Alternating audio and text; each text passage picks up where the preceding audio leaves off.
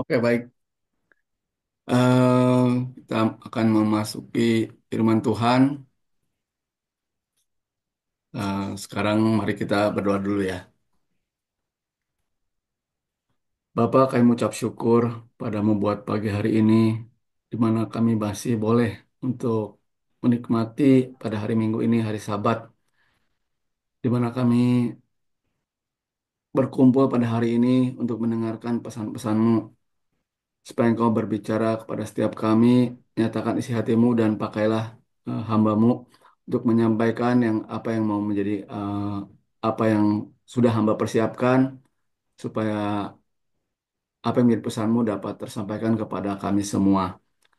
Terima kasih Tuhan, urapi setiap kami di dalam nama Tuhan Yesus kami berdoa. Amin. Ya, eh, teman-teman, ini saya dapat sharing ini dapat dari minggu kemarin ya. Dapat dari Pendeta Harli Tambunan waktu di gereja minggu kemarin. Jadi saya juga waktu dapat tugas, saya bingung apa yang harus saya lakukan Tuhan gitu. Nah, pas hari minggu kemarin ada firman Tuhan, nah saya catat. Biasanya saya nggak pernah catat dengerin sampai seserius itu ya. Cuman karena ada tugas jadi saya lakukan mencatat gitu dengan serius itu mendengarkan. Nah, saya dapat lalu saya bagikan pada pagi hari ini. Itu kita ambil kita buka dulu di dalam ini. Nah, judulnya Integritas dan Etos Kerja yang Memuliakan Tuhan. Kita bisa lihat di dalam Yehezkiel 28 ayat 18 ya. Yehezkiel 28 ayat 18. Hmm. Yehezkiel 28 ayat 18. Yehezkiel 28 ayat 18.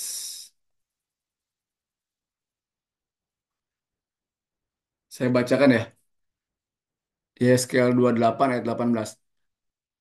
Dengan banyaknya kesalahanmu dan kecurangan dalam dagangmu, engkau melanggar kekudusan tempat kudusmu.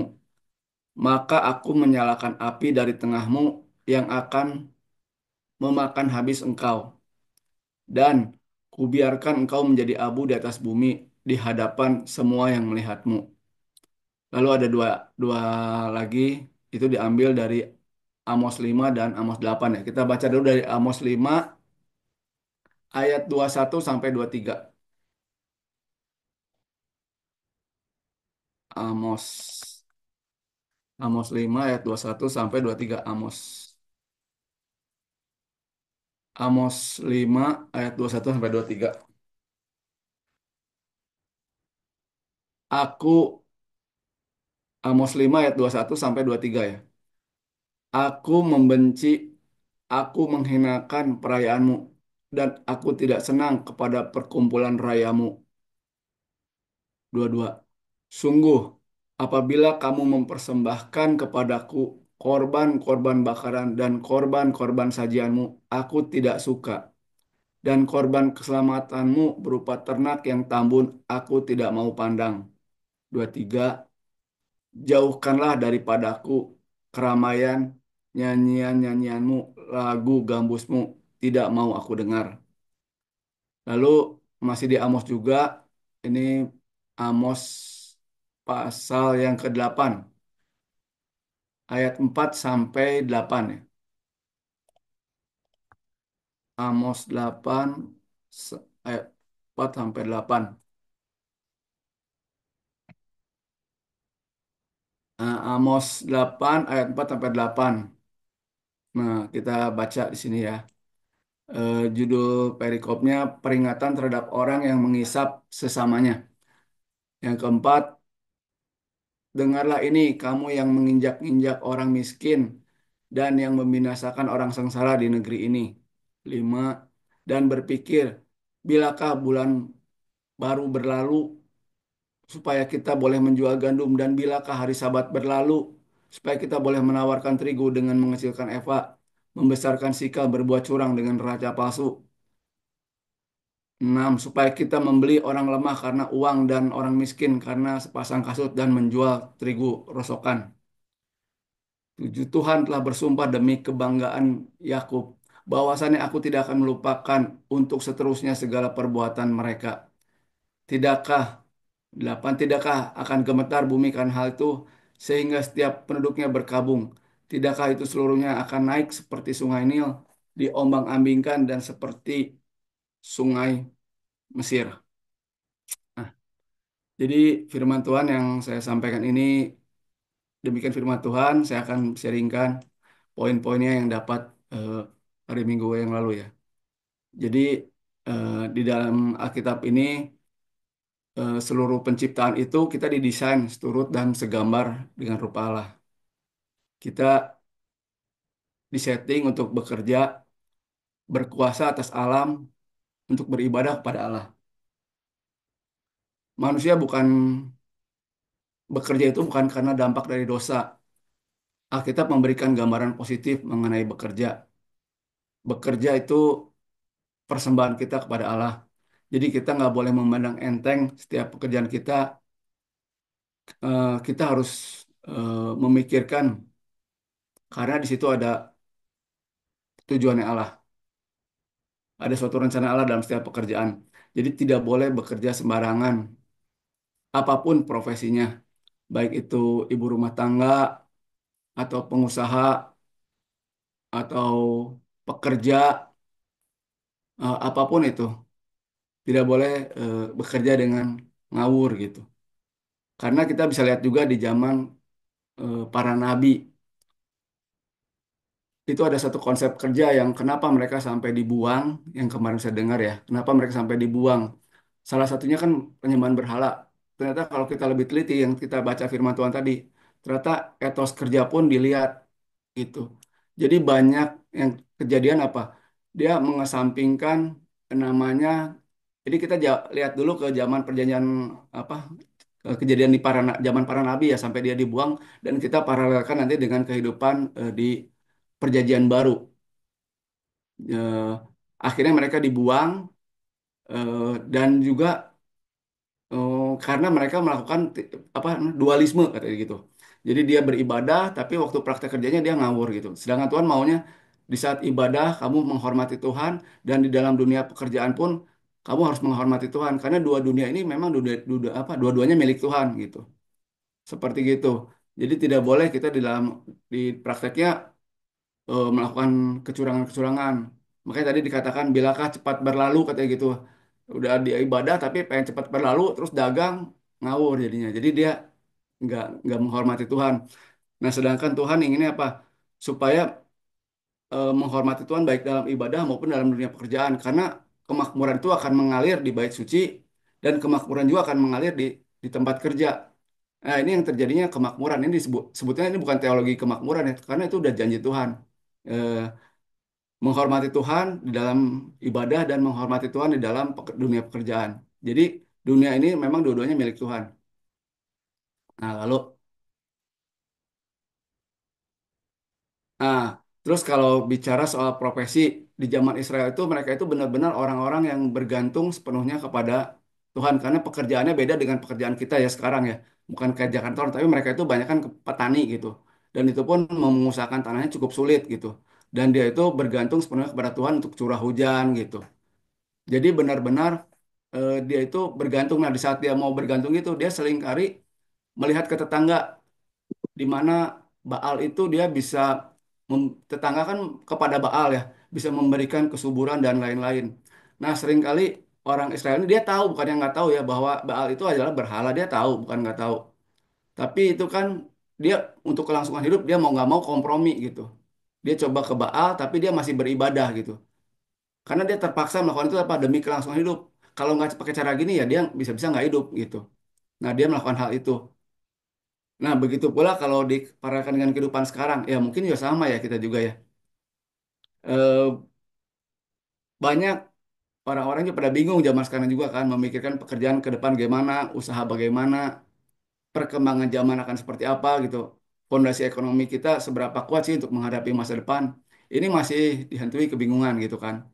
Jadi tidak sedikit kita juga yang menggantungkan plan pada rencana manusia atau sistem yang dibuat manusia atau pada eh, karir kita, jabatan kita itu yang memberikan kita tenang gitu.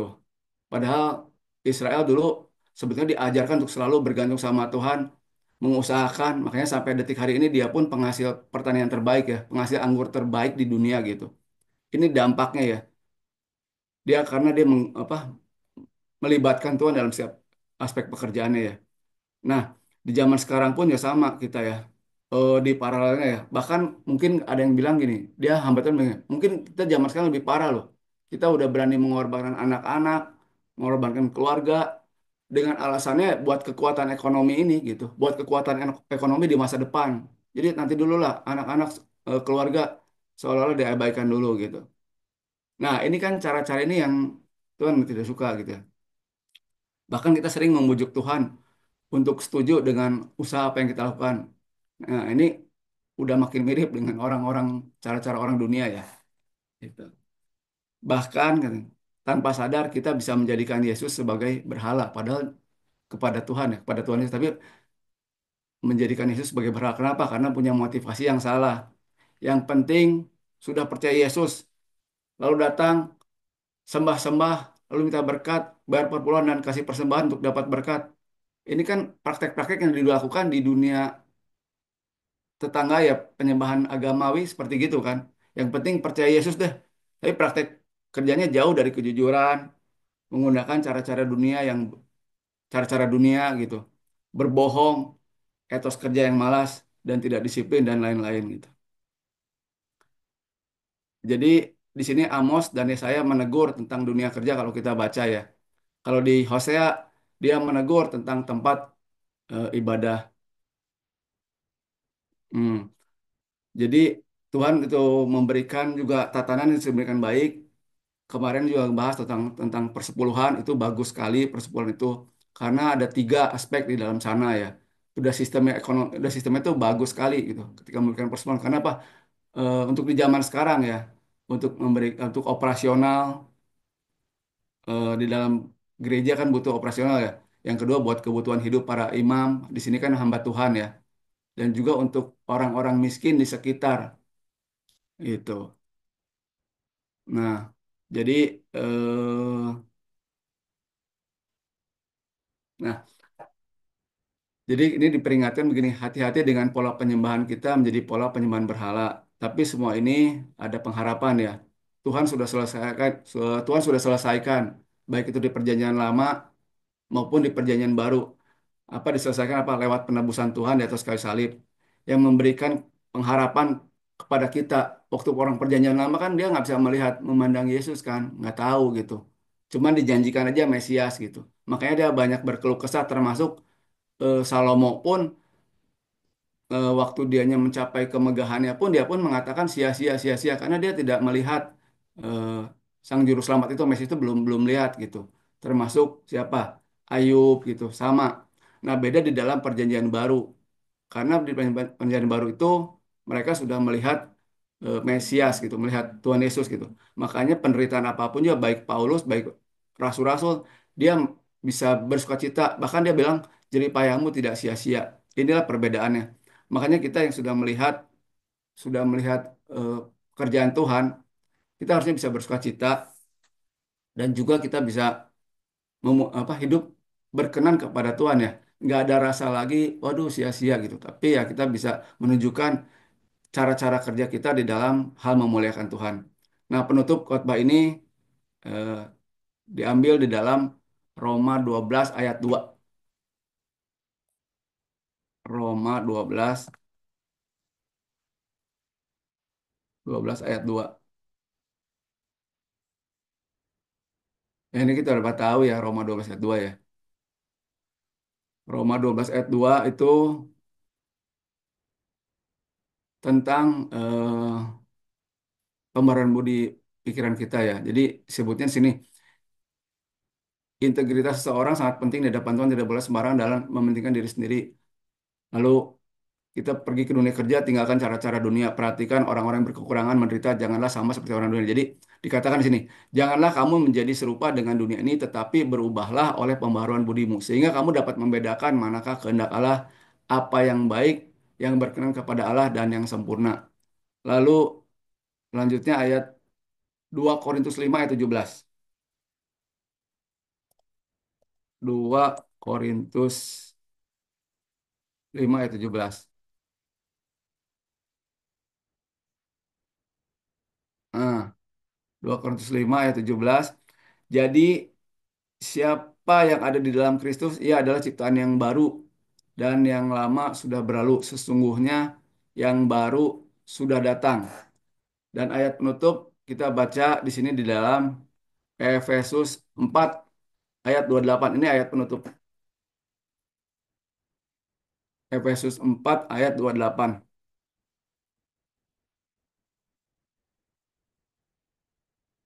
Nah, kita baca Efesus 4 ayat 28.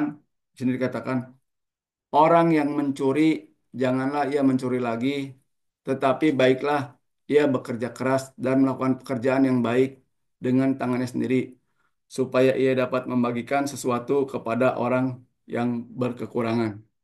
Demikian firman Tuhan. Mari kita tutup di dalam doa ya.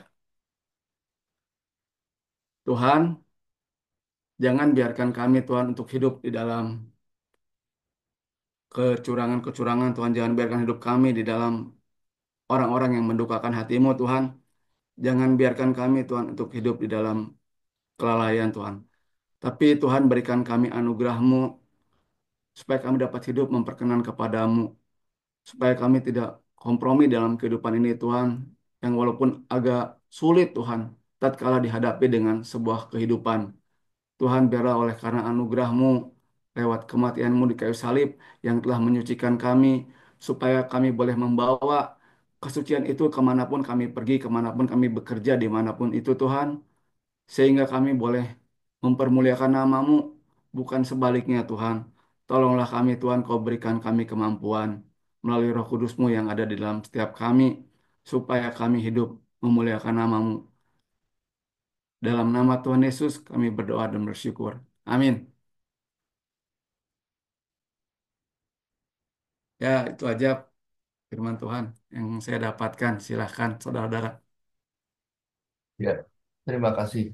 Mantap, super. Oke. Ya, jadi Ya, cuman kutip doang Pak itu. ya mengutip tapi itu kan untuk berguna buat kita semua Pak ya. Jadi yang penting kan bukan itu, yang penting penyampaiannya bisa masuk ke dalam hati kita semuanya gitu loh. Dan ini rema baru ya. Dalam arti kalau saya nggak tahu mungkin sebentar atau enggak, kalau saya lihat di sini itu sebenarnya sedikit mengarah ke kejujuran gitu loh. Ya. Nggak tahu benar. Jadi kita bekerja tapi dengan jalan ke Tuhan, dan eh, yang penting kita harus ya salah satunya jujur lah gitu. Jadi tidak boleh menyimpang dalam Tuhan gitu ya. Eh, mungkin oke, mungkin saya boleh minta waktu duluan gitu. Nah, jadi ini saya tadi ada share eh, di grup WA ya. Jadi Ya karena gini Pak, saya jadi diingatkan lagi ya kemarin kayak khotbah. Mungkin saya juga baru keterima paling 10% doang. Seperti gini katanya, itu bangsa Israel, dia kan dikeluarkan dari Mesir tuh. Lah, terus waktu dianya udah hidup di tangan,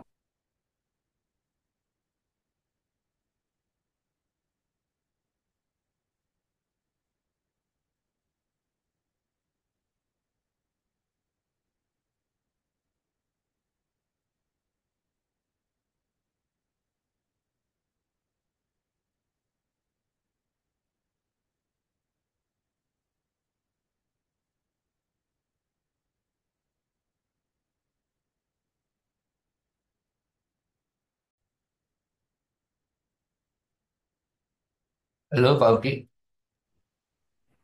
halo Pak ya, Oki. ya halo, Oh, maaf, aduh ini ya internet saya halo. tiba-tiba mati. Sorry sorry sorry. Bisa mohon diulang ini saya langsung pindah ke switch ke kuota. Bisa tolong diulang Pak, jadi pada saat Israel keluar dari Mesir terus gimana Pak? Ya jadi Israel keluar dari Mesir, di tengah-tengah dia sudah hidup dalam merdeka gitu. pada akhirnya dia pun menindas juga saudara-saudaranya juga gitu. Bahkan hanya orang-orang raja, kaum-kaum elit gitu, pedagang yang bisa menikmatinya, tapi orang-orang yang terpinggirkan makin makin jauh gitu. Nah, dia malah bersukacita dengan hal itu dan dia tetap melakukan ibadah. Nah, ini yang Tuhan kecam gitu. Jadi bukannya lagi di luar tapi di dalamnya seperti gitu. Ini pun yang dilakukan oleh siapa? Oleh sama polanya sama seperti adik kakaknya Yusuf. Ketika kakaknya itu lihat adiknya di sumur, dia malah di situ dikatakan bersukacita, dia pakai bawa makanan, minuman yang dapat dari Yusuf. Nah, ini pola gini terus ke bawah terus gitu. Sampai ke terus sampai Tuhan datang tuh kaum marginal tuh dilupakan. Makanya tema selalu Tuhan kan selalu sama gitu. Kamu ya aku lagi lapar, lagi apa gitu. Kamu kok apa ya cuek gitu kan maksudnya gitu. Maksudnya Tuhan sadarkan nih kamu juga dulu orang yang kayak gini kok kamu waktu udah bebas kok malah menindas gitu ke yang bawah gitu. Memang di tengah kehidupan ini dikatakan hamba Tuhan kemarin susah gitu karena emang serba bingung. Apalagi kita di mana kita hidup sekarang pun juga kita mengalami gitu. Di mana kaum-kaum yang di atas konglomerat atau pedagang atau orang kaya itu dia pun udah banyak kompromi gitu gitu. Udah benar-benar sangat sulit untuk kehidupan sekarang tuh. Benar-benar mengharapkan pengharapan jalan dengan Tuhan apa yang Tuhan inginkan gitu. Nah, ini yang banyak hal-hal seperti ini akhirnya dikecam Tuhan. Makanya tadi firman Tuhan kan katakan, saya juga kaget sih. Orang lagi cepat-cepat ke gereja, wah otaknya udah bisnis cepat-cepat. Boro-boro mau menikmati Tuhan, dia pengen cepat bisnis. Katanya ada kan, bilakah cepat hari Sabat berlalu katanya gitu. Saya mau dagang lagi gitu. Ada lagi sampai akhirnya Tuhan muak, sampai akhirnya perayaan-perayaanmu juga aku nggak mau dengar sampai segitunya. Wih, kok sampai gitu ya Tuhan gitu. Nah sampai seperti itu karena emang terpaksa gitu. Bukan hal seperti itu, karena sistem kita tuh udah apa ya terkontaminasi dengan sistemnya dunia gitu. Bukan caranya Tuhan, sedangkan Tuhan juga punya sistem ekonomi yang Tuhan terapkan bagus sekali gitu. Cuman akhirnya itu pertarungan ini. Akhirnya banyak anak-anak Tuhan pun akhirnya kompromi gitu sama Baal katanya. Walaupun kita tahu itu ngaco gitu. Tapi apa boleh buat kita ikut-ikutan ya. Tapi tujuannya sih nanti untuk balik lagi kepada Tuhan. Nah, jadi melakukan dua hal ini. Itu. Padahal Tuhan inginkan kita yang sudah ditebus ini supaya hidup suci, memuliakan Tuhan, memberikan dari kitanya memberikan etos kerja yang baik, disiplin gitu, memberikan mutu yang terbaik gitu. Ya, seperti itu sih, Pak. Oke, itu bagus banget ya. Jadi benar sih. Jadi gitu. Kalau kita kerja, kita harus ikut Tuhan, ya kita tidak bisa boleh. Ya, itu jadi justru itu mumpung kalau kadang-kadang kita ada anak apa misalnya di anak orang kecil, orang kecil, kita bukannya menolong malah ditindas kan. Masalahnya dia di bahwa dia ada kesempatan apa, dia ditindas-tindas itu untuk mendapatkan keuntungan dia sendiri. Jadi Pak, ya benar sih. Jadi dan jadi satu, jadi kalau masuk kalau saya itu ada dua ya. Jadi satu adalah kita harus bekerja ikut Tuhan ya sesuai dengan ajaran Tuhan. Kedua adalah kita jangan menindas untuk yang eh, orang di bawah kita gitu loh. Jadi kita harus dengan timbangan yang bener lah kan gitu umpamanya. Ya dengan jujur gitu kan. Jadi kan mungkin dari saya sih sebenarnya cuma satu aja. Jadi kemarin kan saya sempat ya sharing ke beberapa teman yang kemarin satu agak dilema gitu kan ya. Eh, dan jawaban teman-teman itu kan memuaskan saya lah gitu kan. Jadi dalam arti saya pekerja dan ada kesempatan, ya saya nggak tahu apakah ini curang atau tidak. Kemarin saya udah sharing ke teman-teman lah gitu ya. Nah itu saya bingung kan. Nah, tapi kan dalam bingung itu kan kita kita aja orang tuh bisa bimbang gitu kan. Nah bimbang dalam arti saya sharing ke teman-teman bagaimana ya saya punya gini gini gini.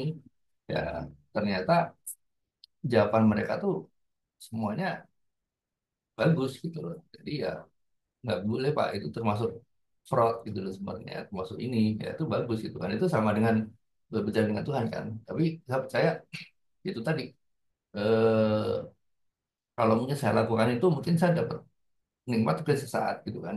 Cuman pikiran kita mungkin eh, bisa di belakang hari mungkin malah ke satu kepikiran terus, kedua mungkin ada masalah, dan ketiga itulah mungkin menumpuk dan mungkin ini boleh dan sebenarnya apa yang kita lakukan itu salah. Sebenarnya begitu sebenarnya. Ya kan jadi kita benar saya percaya kok. Jadi saya punya teman orang Surabaya juga waktu itu dulu ngomong gitu. Jadi dia cerita-cerita gini. Oh, dulu dia tuh punya kerjaan project tapi dia orang orang gereja gitu kan ya dan orang baik bisa tahu. Karena teman baik. Jadi dia tapi tiba-tiba kerjaan itu adalah di diskotik. dia bikin proyek di diskotik gitu kan ya. Begitu dia tahu, loh kok begini ya, ini akhirnya ditolak sama dia gitu. Dia omong di sama yang punya, dia omong munafik lah, inilah apalah gitulah pokoknya, nggak inilah gitu lah pokoknya. Nah udah nggak apa, gue tolak gitu kan. Tapi dia ngomong dalam waktu berapa hari eh, itu dia tidak, itu tadi tiba-tiba dia mendapatkan proyek yang lain yang lebih benar. Saya lupa ceritanya bagaimana, tapi itu dengan bisa dengan jalan Tuhan gitu loh. Jadi dan dia lebih, ini loh Kas, maksudnya ini gue lepasin yang sini, ternyata gue dikasih Tuhan yang lebih besar gitu loh, dan dengan jalan yang benar gitu loh. Nah itu orang Surabaya gitu nanti. Kalau ini kita, ya, itu buat dari saya. Mungkin silakan, mungkin yang lain, Pak Mardi, silakan Pak Mardi.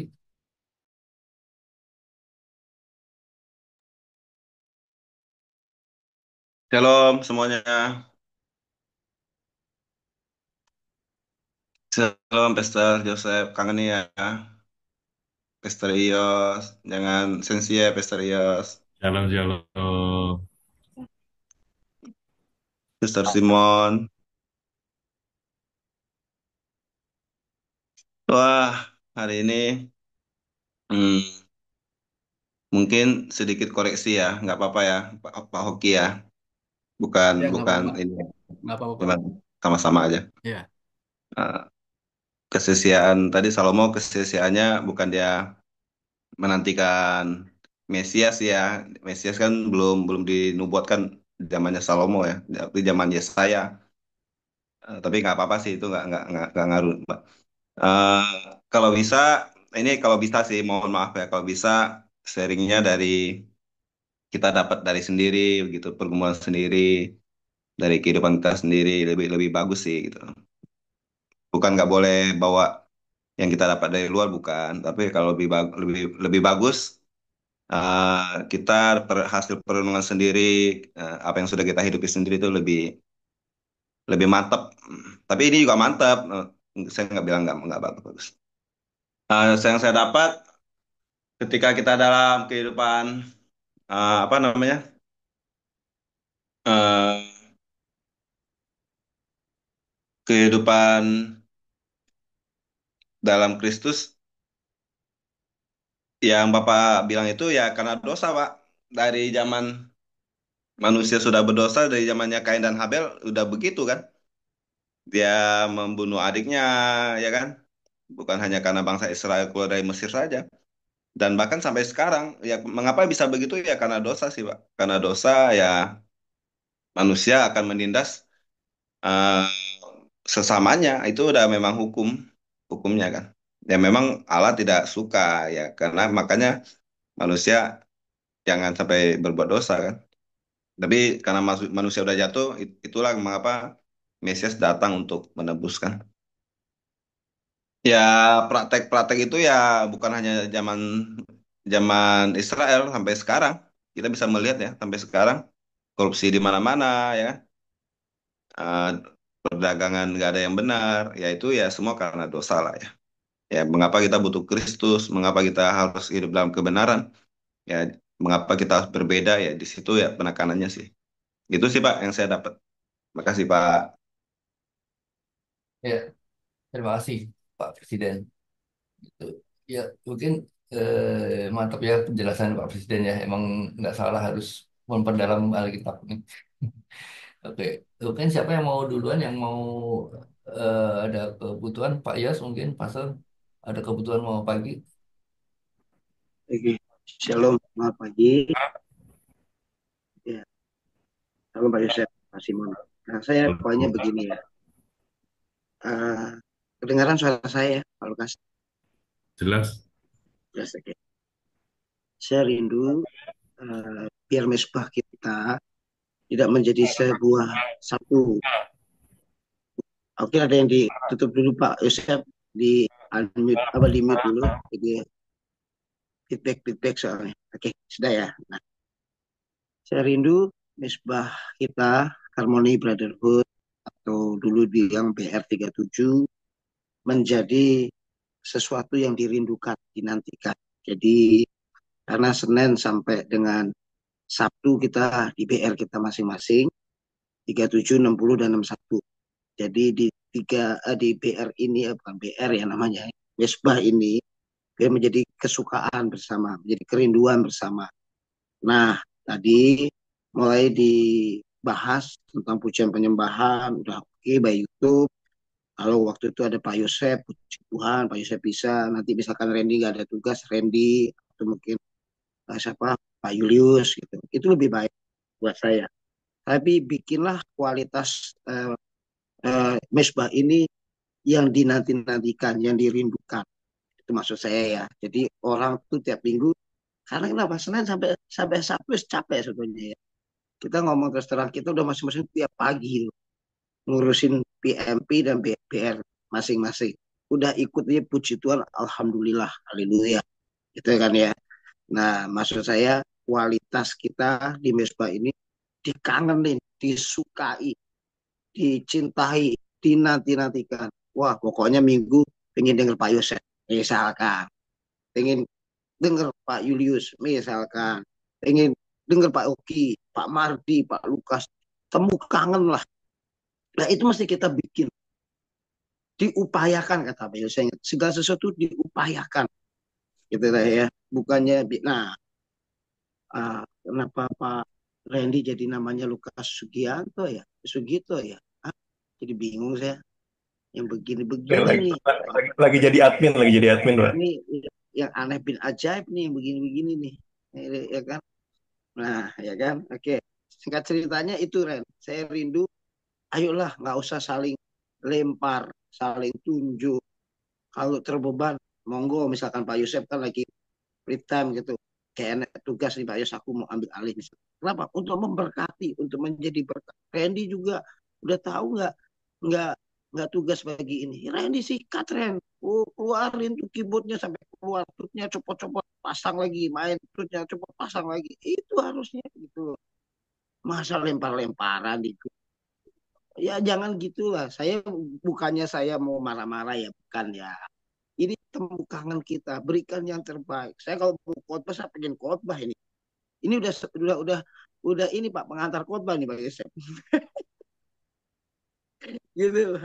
Pokoknya yuk kita masing-masing berikan yang terbaik. Termasuk Pak Mardi mau sharing-sharing, dapat sesuatu. Nah saya setuju dengan Pak Lukas bahwa firman Tuhan, Pak Randy, Pak Mardi juga bahwa apa yang menjadi rema hari-hari itu yang disampaikan. Oke, BR saya kemarin saya cuma tutup di sini ya. Saya ingat Pak Hoki kemarin kita bahas. Aku ada statement begini. Biarlah kehendak Tuhan yang jadi atas kita, bukan kehendak kita di ACC Tuhan. Nah, saya sudah ngomong kayak gitu kan Pak Hoki ya. Banyak orang itu kalau bisa gini, Tuhan ikutin saya maunya begini. Ini tanda tangan dong Tuhan, proyek ini. Tolong dong restuin Tuhan. Berkati dong, salah. Kadang-kadang kita memaksakan kehendak kita. Sedangkan Tuhan bilang, enggak, ning kono kok, enggak di situ kok. Ke sini Yos, bukan di situ. Saya mau semalam itu saya memuridkan 50 pengerja dan calon pengerja GBI Kosambi Raya, MSK, menjadi seperti Kristus. Saya belak-belakan sama mereka. Enggak semua gereja lagi punya hati misi, enggak semua gereja lagi punya hati penggembalaan. Yang tadi Pak Oki bilang. Orang lebih condong ke dagingan, keduniawian, lupain yang sengsara, kaum marginal, prasejahtera. Ya, itu nggak sedikit. Saya cuma bilang begini, kalau ada gembala yang, ayo kita bergerak di misi, ayo kita bergerak di penggembalaan, pemuritan, saya bilang bagus. Saya cuma bilang begini, jadilah kita itu kehendak Tuhan, bukan maunya kita. Saya maunya di sini, saya nggak mau ke sana. Siapa kita gitu. Kita mau ngatur Tuhan, ya jangan dong. Kita ini hamba Tuhan, kita yang selaraskan dengan apa yang Tuhan mau. Bukan Tuhan selaraskan ke kita. Saya mau ngomong begitu ya, Bapak-Bapak. Jadi kayak apa yang Tuhan suruh di pekerjaan kita, di bisnis usaha kita, ya kita lakukan. Walaupun nggak enak, kayak Pak Lukas. Nggak boleh Pak Lukas misalkan. Itu dosa, itu salah, itu miring. Ya udah, nggak usah lakukan Pak Lukas. Tapi masing-masing sesuai tuntunannya Pak Lukas, sesuai dengan apa yang Tuhan bicara secara pribadi, bukan apa kata orang Pak Lukas. Pak Lukas punya Tuhan, punya Roh Kudus yang terakhir. Kita ini punya Roh Kudus loh, hamba-hamba Tuhan. Ingat ya, ada Roh Kudus yang mengajar, yang mengingatkan, yang menegur kita, menghibur kita. Sama juga kalau dikit-dikit saya nanya ke Pak Yosef. Pak Yosef, piye ya? Saya nanya ke Pak Mardi, piye ya? Beda-beda per orang tuh beda-beda. Pak Yosef bilang gini, enggak Pak Yos, A ya A, enggak ada B. Sedangkan Pak Mardi boleh lah A plus B jadi O. Misalkan gitu. Enggak ada. Kita masing-masing punya Roh Kudus. Apa kata Tuhan? Apa kata Roh Kudus? Apa kata firman Tuhan? Sebagai konfirmasi boleh, sebagai peneguhan boleh, nanya hamba Tuhan itu boleh. Saya sampai hari ini tetap manggil Pak Yosef, suhu di atas segala suhu, mau suhu udara, suhu AC, pokoknya suhu saya. Gitu. Tetapi kita dapat tuntunan dari Tuhan. Itu aja ya. Tetap semangat. Tuhan Yesus berkati. Oke, saya izin nambahkan sedikit ya. Itu cepat aja. Jadi gini, perenungannya gini. Kenapa sih kita tuh masih menemukan ketidakjujuran? Kenapa sih orang tadi Pak Mari bilang masih ada korupsi? Kenapa, kenapa, dan kenapa? Ilustrasinya sederhana. Produk, misalnya handphone. Kalau dia dinyatakan cacat, berarti apa? Waktu proses produksi ada celah yang tidak sempurna. Ya, sepakat dulu ya. Nah, orang-orang Kristen ini banyak yang seperti itu. Ikut Tuhan, ikut Tuhan. Tapi nyomot-nyomot. Contoh misalnya ya. Beberapa ayat-ayat favorit contohnya misalnya Roma 8:28. Senang ya? Wah, turut bekerja dalam segala sesuatu mendatangkan kebaikan. Amin gitu ya. Terus misalnya apa? Aku lebih dari pemenang. Oh, amin ya kan? Terus apa lagi misalnya? eh Jika Allah di pihak kita, siapa lawan kita? Ini contoh. Semua semua senang loh. Kalau ayat-ayat model begitu, wah luar biasa. Nah, ini termasuk cacat produksi, Bapak-bapak. Kenapa? Karena kita tidak melewati proses yang benar. Ayat-ayat yang saya sebutkan tadi itu semua ada di Roma 8. Tapi kalau kita belajar Roma 8 secara utuh, maka kejadiannya akan berbeda. PR ya, belajar ya. Dibaca pelan-pelan Roma 8. Utuh. Nah, contohnya gini aja, contoh. Eh, ayat 26 ya, ayat 26 sampai 30.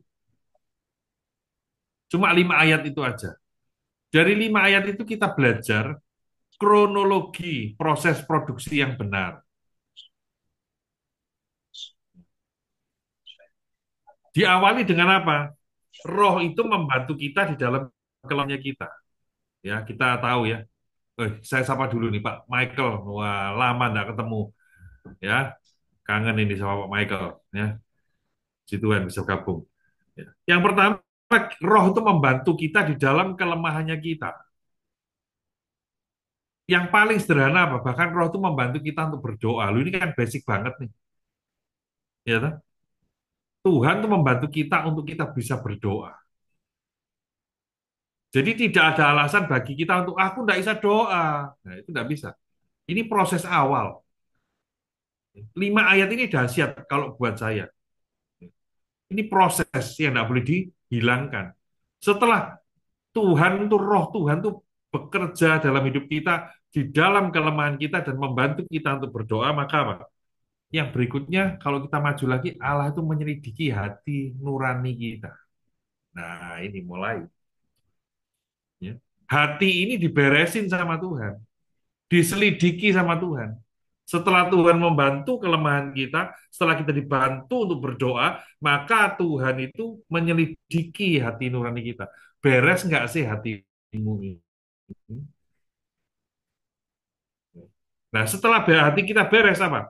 baru kita menikmati ayat 28 yang kita suka tadi, Allah turut bekerja dalam segala sesuatu.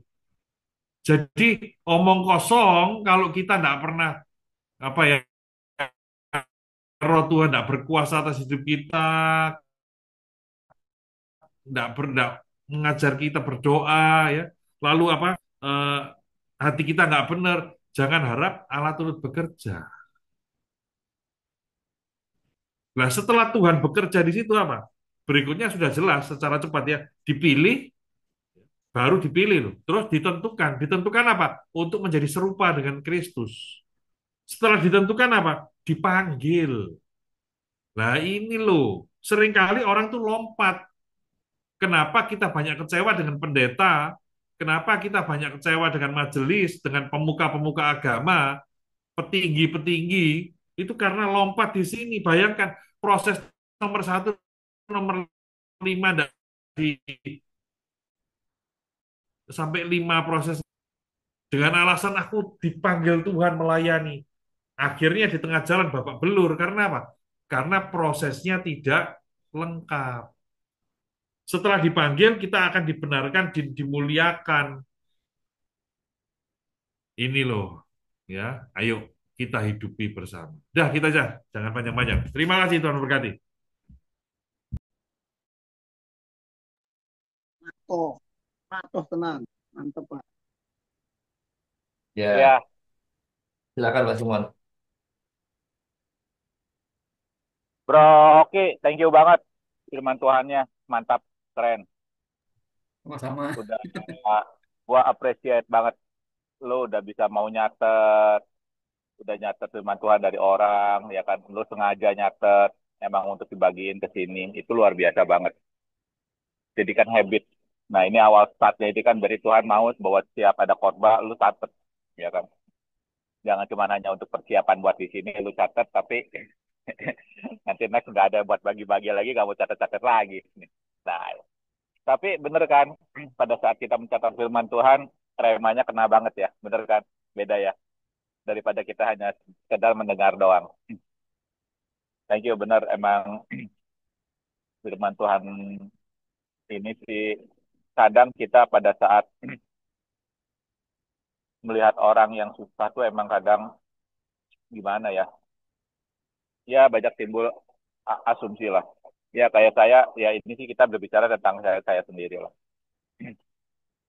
Saya paling nggak seneng ngasih pengemis. Mau gimana pun juga saya nggak akan pernah ngasih pengemis. Itu prinsip kalau saya. Karena saya tahu penghasilan pengemis lebih besar dari saya. Bisa sehari 45 juta sehari.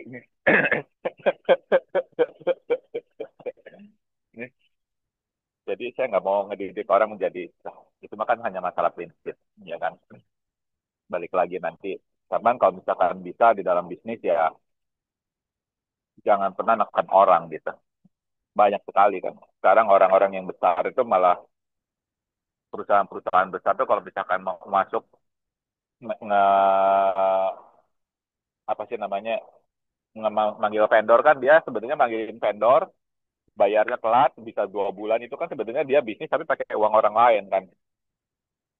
Nah itu kan yang namanya sistemnya ya orang besar gencet orang kecil lo begitu ya kan. Ya udahlah gue mau masuk lalu lah ya gue kan butuh order nih ya udahlah bayar 45 hari ya udah nggak apa-apa gitu. Nah nanti pada saat kita kalau misalkan kita sudah besar nih kita punya usaha sendiri jangan pernah kita melakukan hal seperti itu. Jangan pernah kita gencet orang seperti begitu, kasih tempo gitu kan. Kalau misalkan kita bisa bayar cash ke orang sebagai vendor, sebagai supplier kita, ya kita bayarin aja gitu kan. Jadi kita bisnis itu emang murni pakai dana pribadi kita gitu. Jangan udah bayarnya tempo, ya kan, minta diskon gede. Nah, itu benar-benar yang istilahnya kasarnya itu orang gede yang gencet orang kecil gitu. Ya gitu aja sih yang saya bisa dapetin sih banyak sekali firman Tuhan yang ingetin lagi ya. Ya mungkin pada saat kita sudah ekonominya sudah mulai membaik gitu kan. Kadang juga kita ya ada hal-hal yang tidak pernah kita sengaja lah kita lakukan dalam hidup kita itu kita menyakiti orang kecil gitu. itu aja sih paling yang bisa saya sharingin. Dan puji Tuhan saya bisa bisa sampai di sini juga sukacita banget ya kemarin nyampe planning dadakan menyenangin istri ya itu sukacita banget. Buat jalan juga happy ya kan, drivingnya juga enak walaupun masuknya ke jalan-jalan kecil, jalan-jalan kampung gitu kan. Kesasar sih jalannya, jadi pakai Google Map tapi nggak pakai jalan raya gitu. Tapi sukacita banget karena malah dapetin hal-hal yang di luar dugaan gitu. Kita jalan-jalan kecil gitu kan. Dan sampai di sini dia disuguhin alam yang baik. Nah, saya ini sharingin juga biar teman-teman bisa ngelihat juga keindahan alam. Hari Minggu ini luar biasa lah Tuhan berikan keindahan alamnya, berkat yang luar biasa. Bro, oke, terus bro, thank you bro. Maju terus mantap, semakin mantap, mantap bro. Thank you semuanya. Ya, terima kasih, Bro Simon. Itu ya emang eh, sambil hari ini menyenangkan ya, sambil ikut Vespa, sambil liatin pantai gitu, sambil pas sama pas kebetulan ada waktu buat keluarga ya bagus lah untuk ini. Ya, mungkin ada yang mau lanjut mungkin Pak Julius, Monitor, Pak Niko, Pak Abraham, Pak Freddy. Ayo siapa mau duluan silakan. Ya, ya, selamat pagi. Tes, tes. Ya, Jelas jelas. Jangan Pak Yuli. Mana Pak ya. Jack? Lagi tidur-tiduran, lagi mabuk. Bukan anaknya. Tidur jam berapa kemarin tuh? Ya, tadi dengar firman Tuhan dari Bro Hoki ya, ya bagus ya. Idealnya begitu. Idealnya kalau kayak begitu mah kita udah hidup di surga. Hehe. Tapi masalahnya kan nggak seperti itu, Bapak-bapak semua. Apalagi di negara yang seperti lagi kacau balau, lagi gelap begini ya. Nah inilah maka aku bisa mikir dari tadi, aku dengerin firman, habis kesaksian teman-teman ini, ya kita harus ambil pelajaran dari perjalanannya orang Israel itu. Dan justru karena itulah maka orang Israel itu dihukum oleh Tuhan. Sampai mereka kocar kacir. Karena apa? Mereka berkelakuan fasik. Padahal jelas firman Tuhan itu turun atas mereka dan mereka langgar semua yang Tuhan direct langsung kepada mereka. Kalau kita kan cuma hanya baca dari firman, dari Alkitab, dari kitabnya mereka ya. Tapi justru yang Tuhan sendiri yang bicara sama mereka justru mereka langgar. Jadi di sini kita bisa melihat mau Tuhan berbicara seperti apapun, caranya mau direct, indirect, atau apapun. Tapi kalau hati kita itu memang dasarnya masih degil, masih suka berbuat dosa, ya itu tidak tidak akan ngefek. Sama seperti orang Israel itu. Dan mungkin ya ini ada aku juga mikir kenapa mereka bisa seperti itu, ya mungkin karena mereka itu kelamaan hidup di Mesir. Berapa ratus tahun, 400 tahun lebih mereka hidup sebagai budak di Mesir. Jadi kebudayaan Mesir, cara hidupnya orang Mesir itu mengakar gitu loh. Kan bayangin aja, kita dijajah Belanda aja itu berapa? 400 tahun juga ya, lebih ya. Nah, itu spiritnya penjajahan di bangsa kita itu juga masih kenceng sampai sekarang. Maka mereka juga juga nggak akan pernah bisa jadi suatu kita itu sebagai bangsa itu nggak pernah akan bisa jadi suatu hal yang baik kalau kita punya mental budak. Mental budak tuh apa? Ya suka hal-hal yang begitu dah gitu. Yang korupsi, yang memutarbalikkan. Nah ini jadi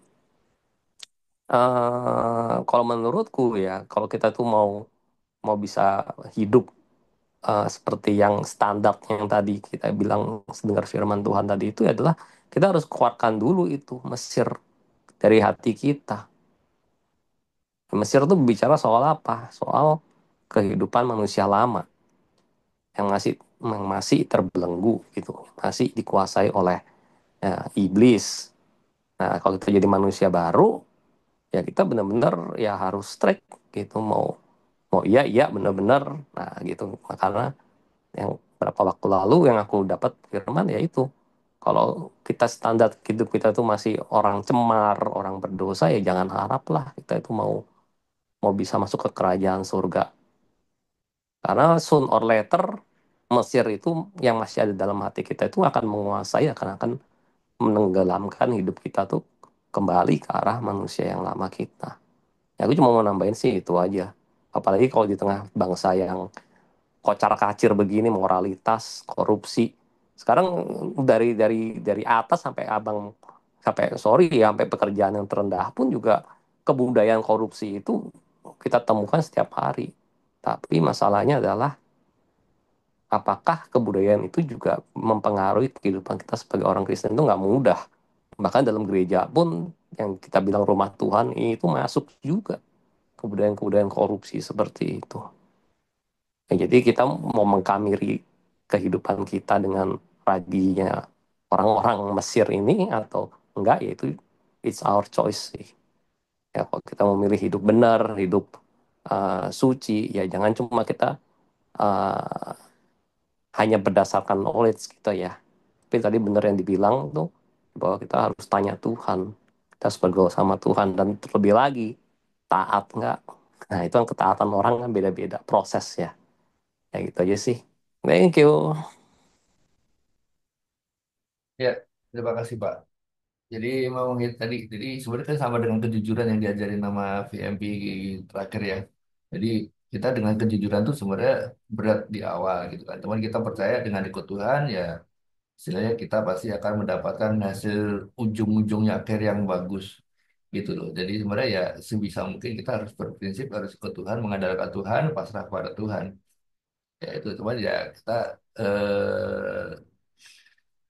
apa kebetulan renungan saya kemarin juga mirip seperti ini ya. Walaupun kita pasrah dengan Tuhan, cuma kita harus eh, apa namanya tetap hati-hati ini gitu jangan sampai kita terpleset gitu coba tuh pas di klub saya itu kemarin renungannya pas kebetulan ini sih ya tetap kita harus jujur ikut ini tapi harus tetap hati-hati itu sih ya terima kasih Pak Pak ini ya silakan saya dapat orang Pak Freddy Pak Abraham Pak Niko Michael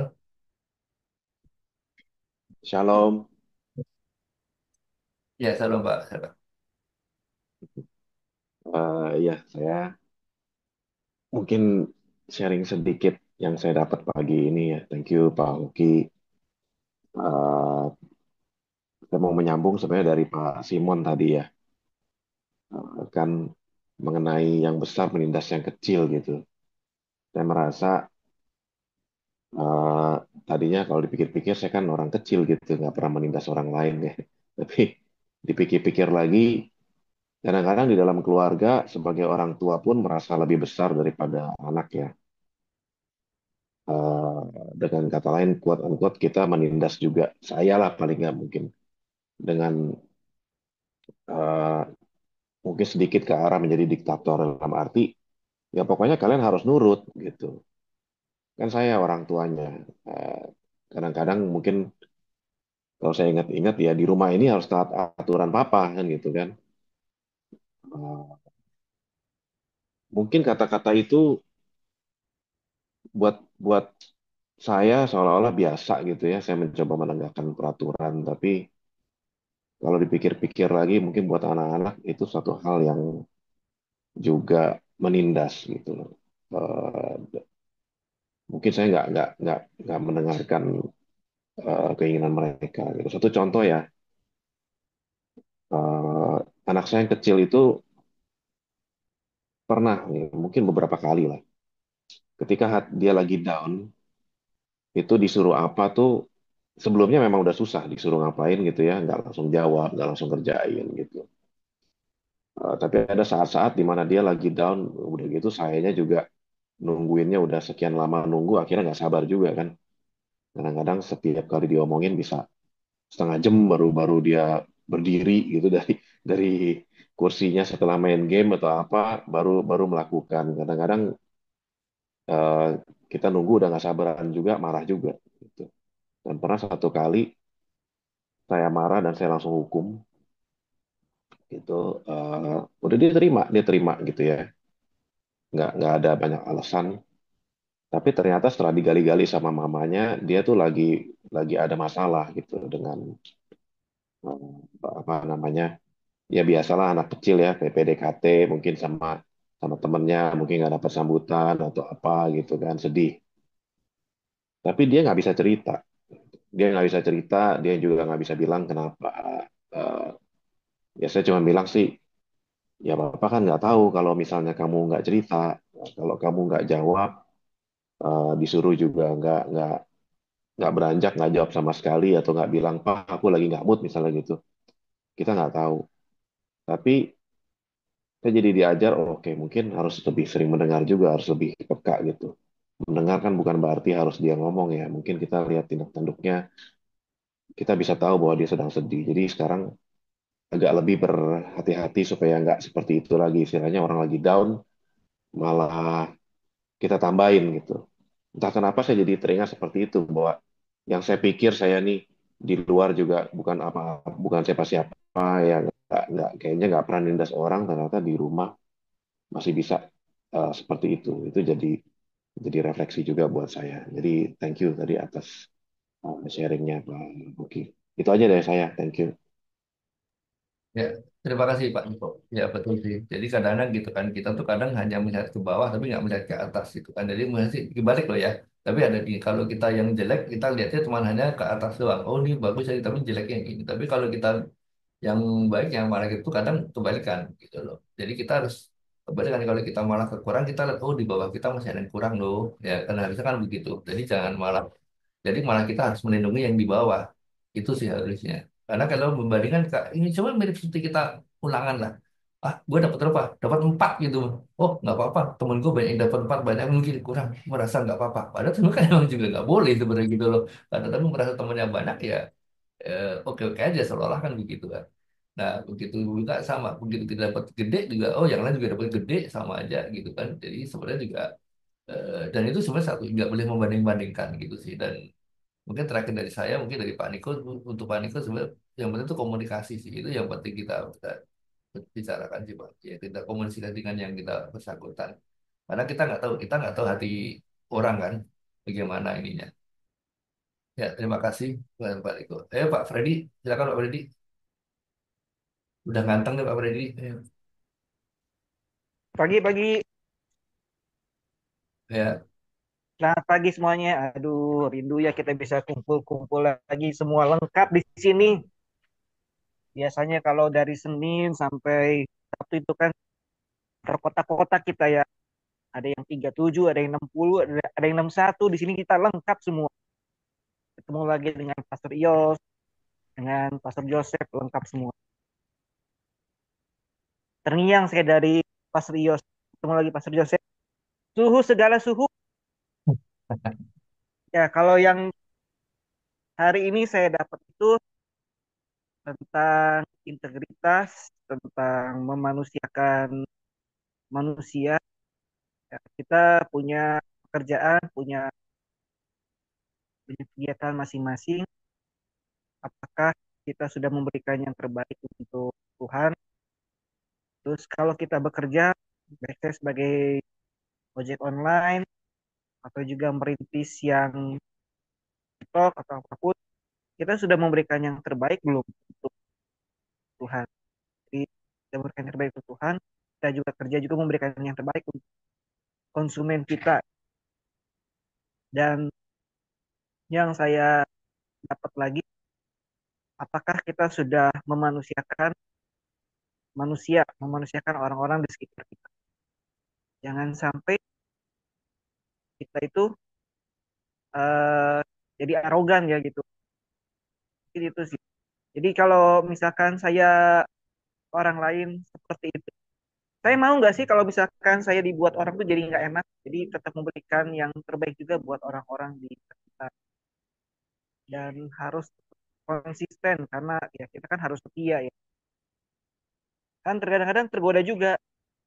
Kan saya misalkan jadi konsumen, kan saya konsumen, saya berhak dong dapat seperti itu. Kira-kira orang yang jadi eh, yang apa, kita sebagai konsumen enak nggak kalau digituin. Mungkin itu sih yang saya dapat. Jadi tetap memberikan yang terbaik untuk Tuhan, memberikan yang terbaik juga untuk pelayanan, untuk kerja.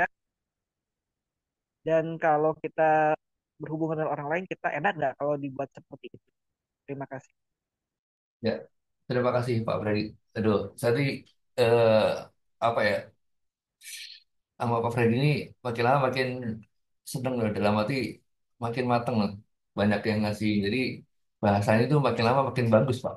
Gitu, dan itu bener integritas ya, untuk apa kita harus ngertiin kalau kita jadi konsumen itu bagaimana, atau sebagai kurir gimana, kita harus tahu. Kadang-kadang kan gitu, gue konsumen nggak mau komik kita datang lama kita dibatalin. Aduh, bisa kalau dengerin cerita gitu kan ya, dia nggak tahu kalau kita lagi nunggu rame apa semuanya lagi gini, terus tiba-tiba datang dibatalin itu kan, ya lu nggak tahu aja kalau kita jadi gimana, nggak sabaran gitu kan ya. Itu tadi mungkin saya terakhir dari saya sih, bantu seperti tadi Pak Hoki ngomong ya, kita lakukan kerjaan sesuai dengan porsi kita, dan jadi biarlah Tuhan yang melanjutkan urusan nanti gitu. Ya silakan, mungkin Pak Abraham dulu ya, Pak Yosef ya, atau Pak Yosef dulu mau ini, mau nambahin dulu Aja sebentar, biar nggak ya. penasaran. Ya.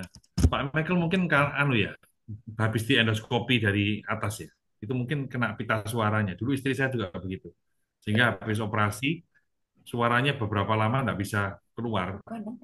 Apa? Iya, makanya apa? Hilang suaranya. Ya sabar aja, ya nanti kembali lagi. Kira-kira 3 bulan. Ya ini ada ada yang penasaran bagaimana caranya Pak Yosef membangunkan istri tiap hari, bagaimana gitu ya. Nah, nah ini nggak usah saya ngomong ya, ini ada istri saya di sini. Selamat pagi, Shalom. Ya, pertama tidurnya diajak bareng jamnya. Jamnya kan eh, kalau dia sudah tidur mesti ajak-ajak gitu. Ayo lu sudah jam sekian lo, ayo tidur gitu. Saya nggak pingin tidur, tapi eh, ya seperti anak kecil. Ayo sudah waktunya tidur, kita tidur gitu. Kadang dia sudah ngorok-ngorok tidur, saya masih belum bisa tidur di ranjang gitu kan.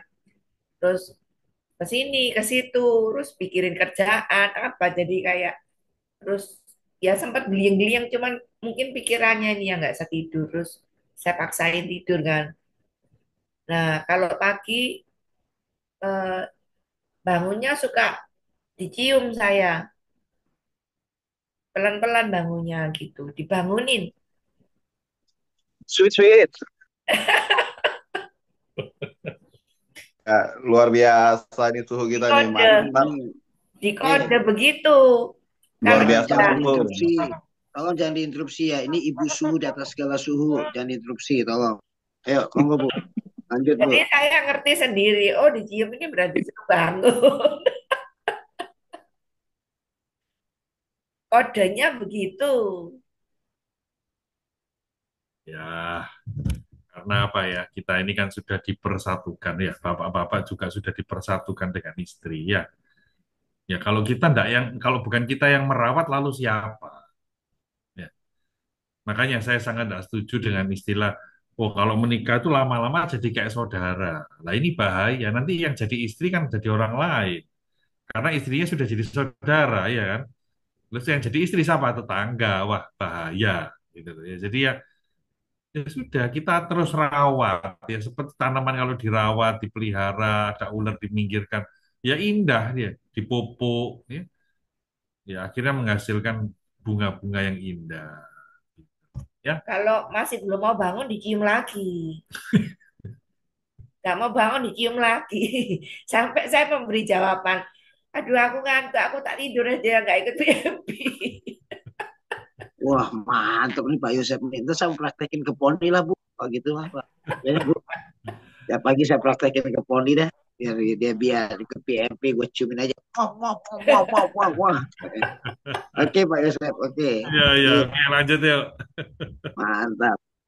Pak Niko, sorry ya Pak Niko. Aku pengen banget ketemu Pak Niko. Udah ditungguin, mau diajak makan. Aduh, saya kerjaan perbenturan Pak Niko. Mohon maaf ya Pak Niko. Mohon di reschedule Pak Niko. Siap, siap, Pastor, nggak masalah. Nanti kalau waktunya memungkinkan, kita pasti ketemu. Ya, oke. Terima kasih. Pak Abraham, silakan Pak Abraham.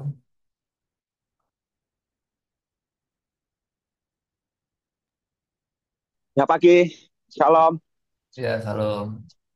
Ya, yang saya tangkap pada pagi hari ini dari sharing firman itu ada integritas ya, integritas khususnya di dalam dunia bisnis.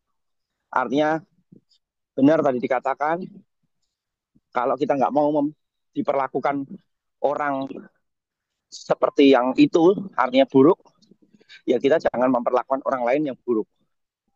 Dan ini kenapa sih orang itu kadang menanggalkan integritasnya, menanggalkan suara hati nurani dari Roh Kudus, ya karena cepat-cepat pengen kaya.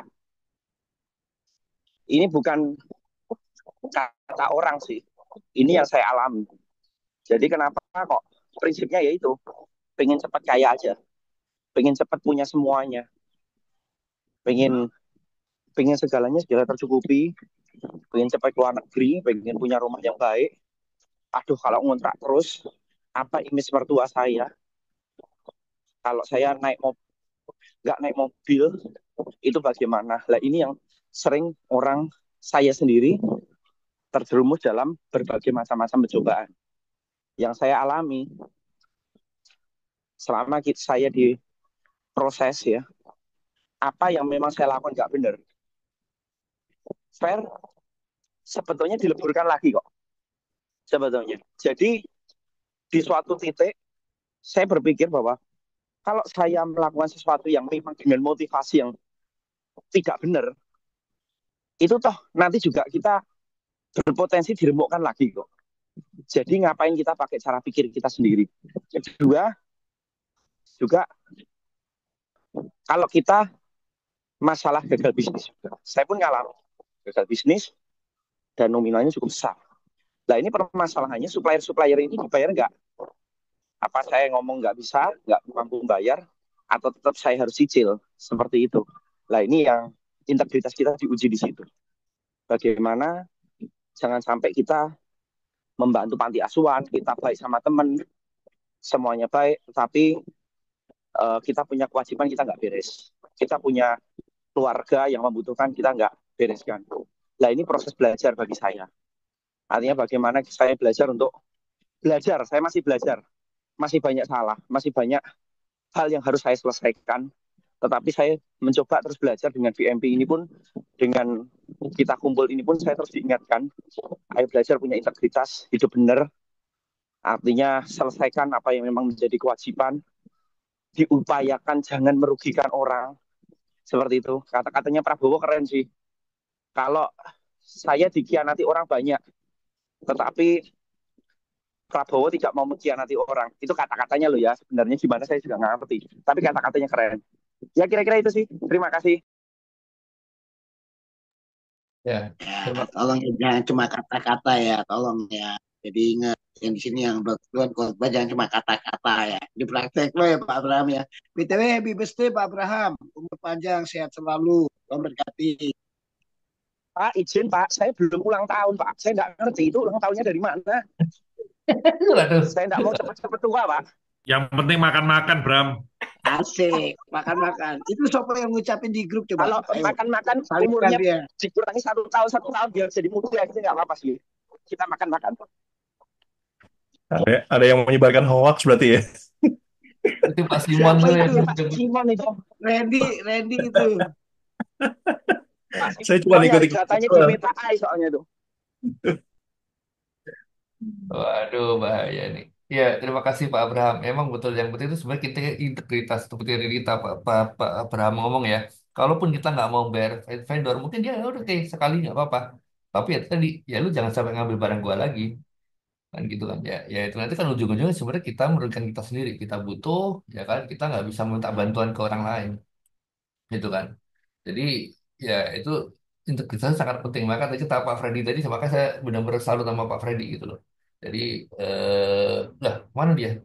Kok hilang? Oh ada ya, kok itu. Jadi dia Pak Freddy bisa mengatakan integritas gitu, itu bagus sekali gitu loh katakan. Jadi benar. Jadi bagaimanapun kita kerja tuh harus mengutamakan itu gitu loh. Jadi itu juga untuk kepentingan kita sendiri sebenarnya. Ya selain kita menunjukkan kan itu kan yang mahal itu adalah nama baik gitu loh. Nama baik itu ya yang paling mahal yang harga diri kita tuh yang paling mahal gitu. Jangan sampai kita tercoreng harga diri kita. Ya, terima kasih Pak Abraham. Ayo save the best for last nih si hostnya nih. Ayo si admin. Shalom, shalom. Ya, Ya, hari ini saya menyamar jadi Pak Lukas tadi pagi sebagai admin. Ya, tentang kejujuran ya, dan sebenarnya berhubungan juga dengan kepercayaan gitu kan. Kalau kita udah nggak jujur, siapa yang mempercaya sama kita gitu.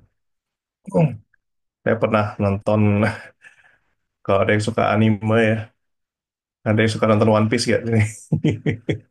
Ada kan si siapa tuh yang suka bohong tuh kan, si siapa yang hidung panjang tuh. Dia selalu bilang ke desa-desanya katanya, wah ada bajak laut gitu kan. Setiap hari dia ngomong begitu terus, ada bajak laut datang gitu kan. Awal-awal itu penduduk desanya percaya gitu kan. Tapi lama-kelamaan, ah nih anak ngomong terus, bohong terus katanya. Tiap hari bilangnya bajak laut datang. Tapi ternyata bajak lautnya nggak pernah ada, nggak pernah datang. Tapi suatu saat ketika bener-bener ada bajak laut beneran masuk ke kampung itu, dia ngomong seperti itu, nggak ada yang percaya. Ah, paling bohong lagi. Paling apa setiap hari juga lu bohong gitu kan. Jadi karena udah image-nya itu orang udah pembohong, akhirnya orang dia ngomong jujur pun orang nggak percaya gitu kan.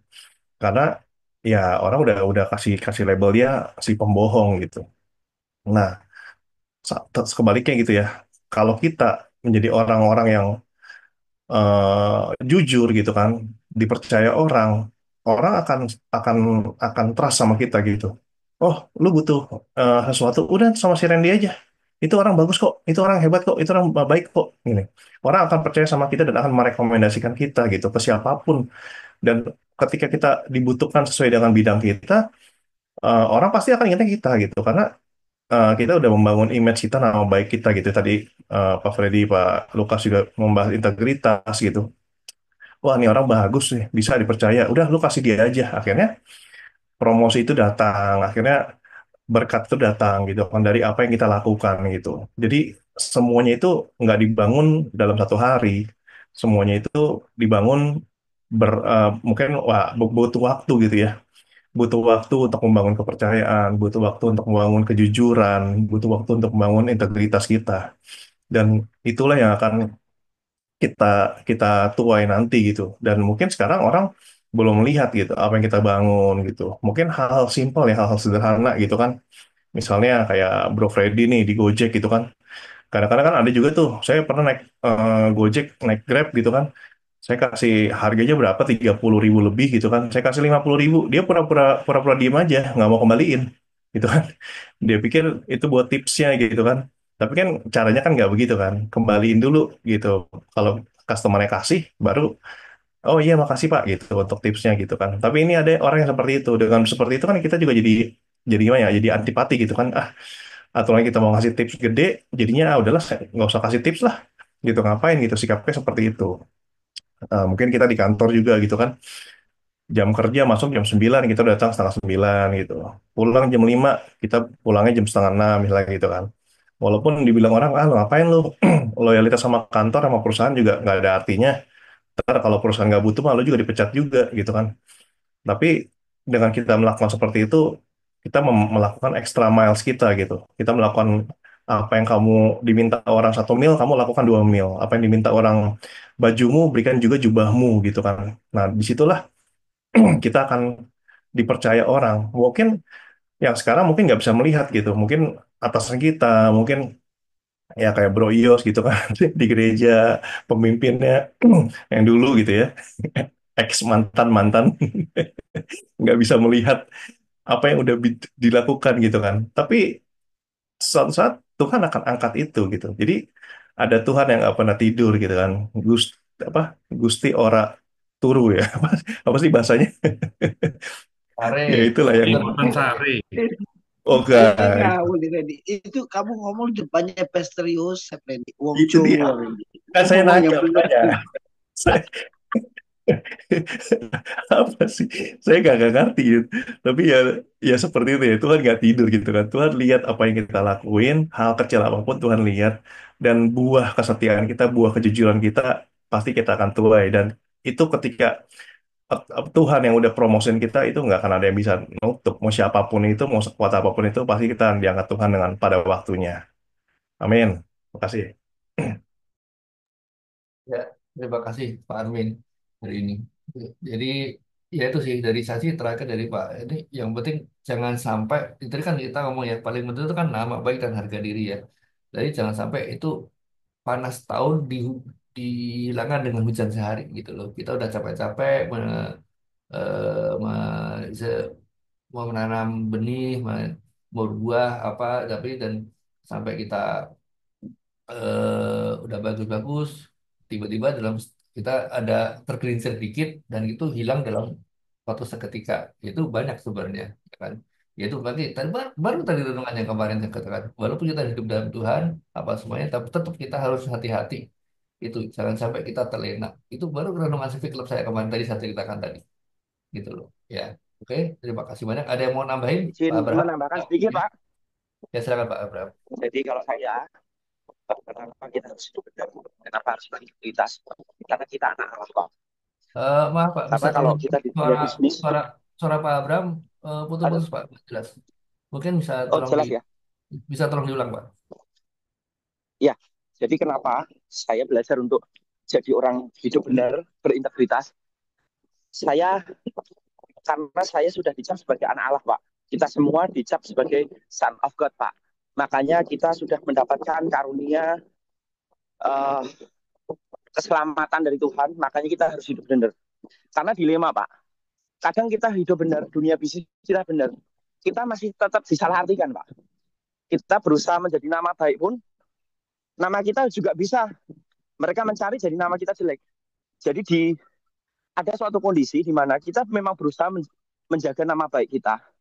Tetapi kadang kondisinya adalah kita udah belajar hidup benar, tetapi nama kita belum tentu bisa benar, Pak. Karena persaingan usaha dan lain sebagainya dan lain sebagainya. Jadi kalau saya pada prinsipnya kenapa kok hidup benar? Bukan karena dipandang orang, tetapi karena saya sebagai anak Allah yang memang harus hidup benar. Kira-kira itu Pak, kalau tambahan dari saya Pak. Ya, terima kasih Pak Abraham. Makanya kalau mau bisnis sih Pak Abraham pokoknya nomor satu lah ngajarin kita hidup ya intinya. Apalagi kan saingan Bapak banyak, ini apa harus bagaimana menghadapin tanda kutip saingan lah tanda kutip ya itu karena kadang-kadang kalau saya pribadi sih kadang saingan itu kita bisa anggap sebagai partner sih Pak. Jadi kita gandeng mereka sebagai partner kita. Teman saya nggak tahu kan bisnis Pak Abraham kan beda ya dengan kita ya emang nggak gampang itu sih. Ya, silakan mungkin ada yang mau nambahin lagi masih ada ini sebelum kita tutup ya udah. Itu Pak Michael tuh Pak Lukas, Pak Michael. Kasih kesempatan Eh, mungkin Pak Michael nantinya Pak Lukas. Kita suaranya lagi diserap. Kita suaranya lagi diserap, Pak. Oh, oke, udah. Saya cuma nambahin sedikit aja bahwa hari-hari ini coba kita mengikuti apa yang Tuhan mau ya saudara ya. Entah di kerjaan, entah di pelayanan, entah di kehidupan pribadi ya kita lakukan bagian kita seperti yang Tuhan mau. Bukan yang kita mau Tuhan ACC. Artinya kita nyodorin proposal. Pokoknya begini ya Tuhan. Pokoknya nggak bisa saudara. Kita harus yang selaraskan Tuhan. Ke Tuhan. Bukan Tuhan yang selaraskan ke kita. Kita ini hamba. Ya dulos. Ya, jadi jangan keinginan daging, mata, dan gangguan hidup itu membutakan kita, gitu ya. Pokoknya harus begini, harus begitu. Iso ini, iso itu enggak. Saudara. Saya cuma ngingetin kita hamba-hamba Tuhan. Kita dibentuk, kita diproses menjadi bejana kemuliaan Tuhan. Seperti Randy bilang, Tuhan lihat karakter, kesetiaan, kerendahan hati kita, ketaatan kita. Itu yang bikin kita naik. Ya, bukan karisma karakter yang bikin kita naik. Itu aja sih ya. Di PMP kita lagi dibangun, dibentuk, termasuk Pastor Yusuf pun masih dibentuk, saya masih dibentuk, semuanya lagi belajar kok. Ya itu aja sih Pak Lukas. Jadi yuk kita kompak, lebih kompak lagi. Hari Minggu buat ngangenin, Minggu buat rasanya, aduh kok nggak ketemu Pastor Yusuf, hilang rasanya. Oh no, sing kurang rasanya. Nah itu gitu ya. Oke, Tuhan berkati. Ya, terima kasih Pak. Mungkin saya minta waktu sedikit. Saya ada kesaksian dikit tuh ini ya. Jadi ini kejadian baru kemarin. Mungkin Pak Niko ngerti lah beginian. Dari hari dari mulai hari Sabtu pagi. Jadi Sabtu pagi itu sebenarnya udah lama sih, dari beberapa minggu ini server saya tuh kena malware gitu loh. Tapi saya sepelekan gitu loh Pak. Saya sepelekan, dan padahal tuh server tuh dipakai oleh 5 klien live kita gitu. Jadi dipakai, jadi klien saya yang memanage server kita, kita yang manage mereka, dan digunakan untuk data lab gitu loh. Dan eh, kemarin pagi itu tuh benar-benar hancur karena diserang hacker sama virus, benar hancur habis gitu loh. Dan jadi untungnya sih saya masih punya backupan data jam kemarin malam, pagi, jadi kemarin pagi jam 6:30 itu masih terbackup otomatis otomatis gitu ya. Nah, dan itu saya bingung karena kan saya dulu punya 12 orang dan sekarang tinggal 2 orang. Akhirnya apa? Saya harus belajar sendiri, ngurus sendiri, semuanya sendiri, belajar semuanya untuk ngurus server.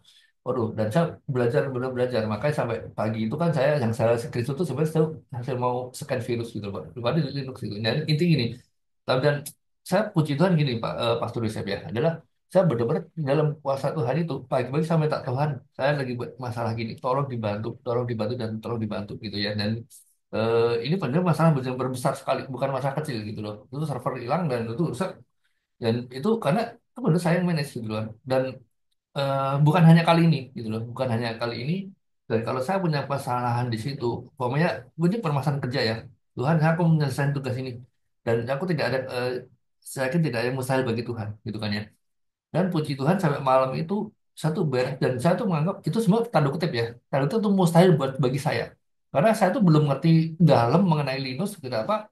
Dan 1 hari belajar untuk nyelesain, benar-benar diserangan hacker sama malware, hancur server saya gitu. Tapi saya mau katakan apa, eh, saya dibantu oleh Tuhan dan saya bisa menyelesaikan hal itu. Dah bahkan bahkan ya, saya banyak belajar oh bagaimana mengamankan server, bagaimana install ini, itu banyak, jadi mengaplikasi ilmu banyak sekali gitu loh. Dan itu saya belajar sendiri gitu kan, karena saya tidak punya orang yang bisa saya andalkan lagi. Dulu gampang, saya punya orang, itu tolong beresin selesai, karena saya punya orang buat, memang khusus buat itu gitu loh. Sekarang karena itu udah, mereka udah keluar, mau nggak mau saya ambil sendiri. Jadi yang saya mau katakan adalah ayo kita mengandalkan Tuhan. Kita ada masalah, kita minta tolong Tuhan, ayo tolong dibantu. Dan percaya, beberapa kali, bukan hanya sekali doang, beberapa kali saya benar-benar begitu saya ngomong Tuhan, saya mentok di sini gitu kan ya, kalau masalah bikin program nggak sampai 5 menit apa kebuka gitu loh. Jadi itu benar-benar gila gitu. Jadi berarti gila itu dalam arti tanda kutip ya. Jadi eh, dibuka, oke, nih gini gini gini nih, jalan keluarnya tuh muncul gitu loh. Itu yang mungkin saya tambahin di situ ya. Ya, terima kasih banyak. Oke, terakhir mungkin Pastor Risa pada mau nambahin kalau kita tutup.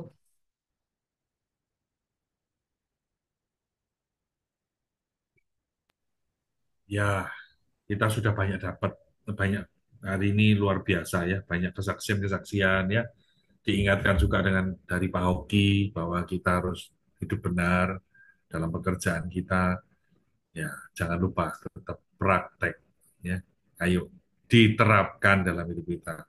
Karena pertemuan kita ini akan sia-sia kalau ini sekedar, wih senang ketemu, waduh dengar firman, dengar pujian, tapi keseharian kita lupakan kebenaran firman. Itu aja ya.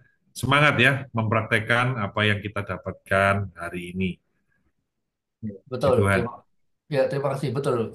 Ini karena kabar seperti makanya kemarin saya cerita di grup kan, saya tuh mencuri ilmunya pastor gitu kan ya. Bagaimana cara? Jadi bukan hanya mencuri ilmu, tapi itu harus mencuri ilmu dan dipraktekkan. Tadi kata-kata pastor tuh benar. Oh, tanya si adik saya deh. Dia ada di sini saksi mata ya, bahwa ngomong, aduh berdoa. Saya nggak bisa berdoa gitu, sama sekali berdoa tuh benar-benar nggak bisa gitu loh. Tapi selama ini kan akhirnya ayo Pak Lukas berdoa, ayo gimana Pak. Jadi sebelum berdoa ya akhirnya iya, entah mungkin tuh dari mana saya juga mempunyai keberanian tersebut gitu loh. Dari selama hidup, tanya si adik saya tuh nggak pernah saya berani berani untuk di umum begitu gitu loh Pak. Ya terima kasih banyak Pak. Ya udah, ayo kita tutup. Pak Oki, satu set Pak Oki. Kita satu paket lah. Kali ini satu paket ya. Biasa kan beda orang nih. Nah, kita saat ini satu paket deh Pak Oki sekalian. Jadi apa tutup dalam doa ya? Baik, nanti saya tutup doa doa berkatnya dari Pak Yosef ya. Mari kita berdoa. Tuhan, jangan biarkan kami hidup sama seperti dunia ini. Dan juga Tuhan, berikanlah kami keberanian untuk menyatakan kebenaran-Mu. Supaya kami mengambil keputusan yang benar. Dan kami memuliakan nama-Mu Tuhan di dalam setiap aspek pekerjaan kami. Bukan hanya di saat kami ada di VMP ini, meeting ini, atau di gereja kami beribadah dengan penuh menghormati Tuhan. Tapi di dunia kerja kami malah mencemarkan namamu. Tolonglah kami Tuhan, kami tidak mau menyia-nyiakan karya penebusanmu di atas kayu salib, sehingga kami boleh dibenarkan, disucikan, dan kami tidak mau Tuhan. Tolonglah kami Tuhan, tatkala kami bingung Tuhan. Kalau kami nggak ikut-ikutan cara dunia, kami nggak dapat untung. Tapi kami mau belajar berani Tuhan, bahwa kami percaya bahwa Engkau memelihara kehidupan kami. Terima kasih ya Tuhan. Hanya di dalam nama Tuhan Yesus, penebus dan juru selamat kami berdoa. Amin. Silakan Pak Yosef. Mari, saudara-saudaraku, terimalah berkat dari Allah Bapa dan putranya yang tunggal, yaitu Yesus Kristus. Berkat persekutuan yang indah dengan Roh Kudus, berkat yang membuat tubuh kita sehat, rumah tangga kita dalam damai sejahtera.